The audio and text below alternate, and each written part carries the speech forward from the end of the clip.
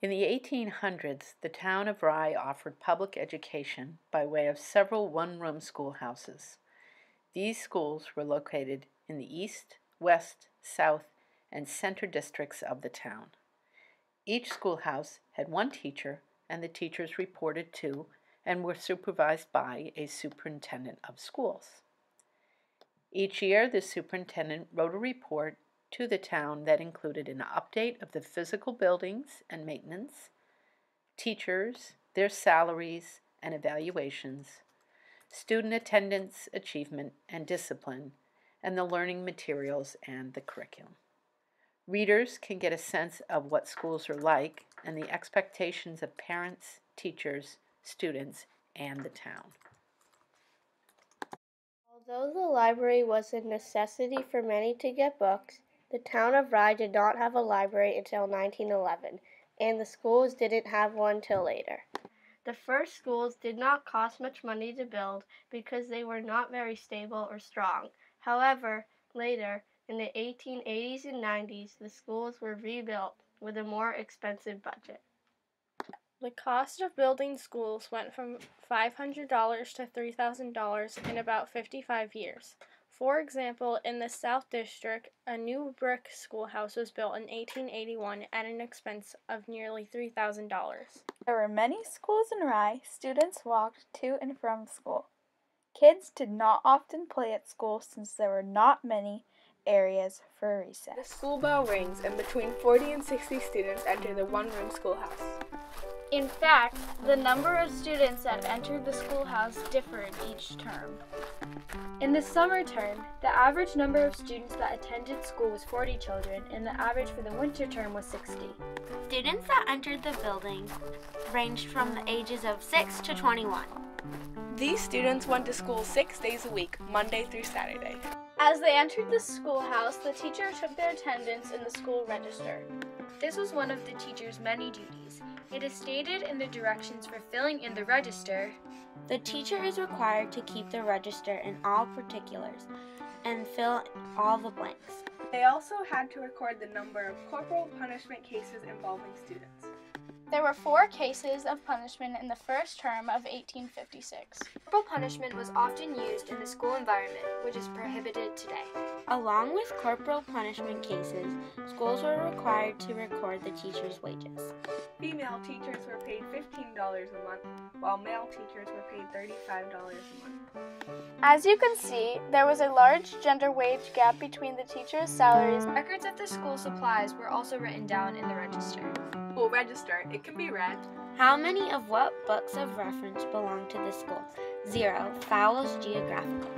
This quote shows the school had little specific supplies that they owned. There was only one book that the school owned. This book was considered their library. Schools were also required to track certain materials and supplies they obtained. School, students learned reading, spelling, penmanship, arithmetic, grammar, geography, composition, history, and physiology. There was not a large variety of subjects, considering the range of ages. The subjects taught were similar to those taught today in middle school. Today we don't learn physiology. Some classes that we have today that they didn't have in the 1850s include PE, music, tech ed, art, world language, and life skills. Historians at the Rye Historical Society have used this document to learn about what the school environment was like in the 1800s. The following paragraphs will discuss the teachers of the late 1800s. Teachers were often responsible and taught well. During this time, the school performed an experiment by employing female teachers into the winter term. The experiment was a success, but due to the low wages paid to female teachers, that prompted them to quit teaching and search for better paying jobs. Wages for male teachers, which were around $35, were more than twice of female teachers, which were around $15. However, currently there are more female teachers in schools than before. Teachers had many responsibilities, including filling in the registers. For example, in the beginning of the school register from 1856, the instructions read, "The teacher is required to keep this register in all particulars and fill in all the blanks." Within the register, schools were required to keep attendance of the students, and other information ranging from the textbooks being used to the amount of blackboard the school obtained. Similar to the 1850s, today the superintendent still controls all the schools in their district. It is their responsibility to write reports on conditions and projects, and make suggestions for improvement. In the 1800s, the superintendent had many duties similar to today. They were required to organize bills, hire teachers that believed would suit the school well, and send reports about the quality of their school. They also had to watch over money. Most superintendents took this job very seriously. Charged in a measure with the responsibility and management of our common schools for the past year, it becomes my pleasure as well as required duty to report to their condition and progress. A superintendent said this in a report to the town. In the superintendent report from 1869, the teachers were evaluated, the maintenance needed was outlined, and the budget was discussed. He also reflected on the attitude of parents, students, and the community. Teachers. The teachers were very strict towards the students to keep them disciplined and quiet. A mutual respect was needed between teacher and student. Maintenance. They found it was pretty good other than the ventilation, though this could be easily repaired. Budget. All of the teachers in Rye School District made a total of $2,891.42 altogether. Parents. It was very important that parents reflected positive words and thoughts about the school and educators. As the superintendent said, let them manifest a practical interest by visiting the school.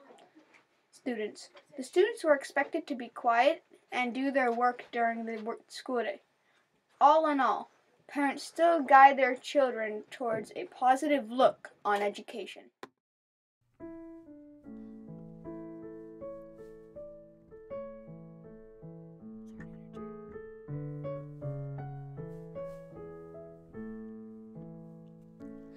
Far away on the hills of old New Hampshire, many years ago we parted, Ruth and I,